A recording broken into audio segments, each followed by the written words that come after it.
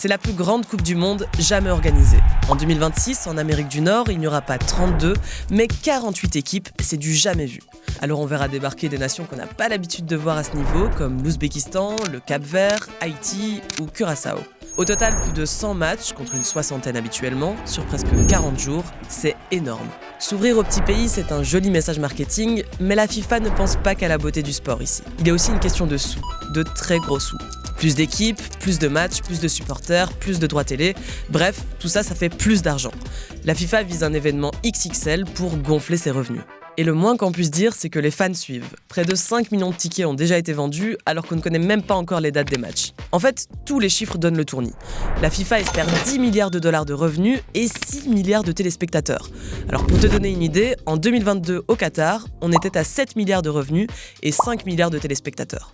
Cet événement, il va attirer beaucoup de monde. Beaucoup de supporters voudront venir en tribune soutenir leur équipe. Mais il y a une question qui se pose. Pour les États-Unis, le durcissement des règles pour l'octroi de visa risque bien de compliquer la tâche des organisateurs. Dans certains pays, obtenir un visa relève du parcours du combattant, et pour d'autres, c'est tout simplement impossible. Par exemple, les supporters iraniens ou haïtiens ne peuvent même pas déposer une demande, ils ne sont pas les bienvenus, point. Pour une série d'autres nationalités, les démarches sont ultra longues et très strictes.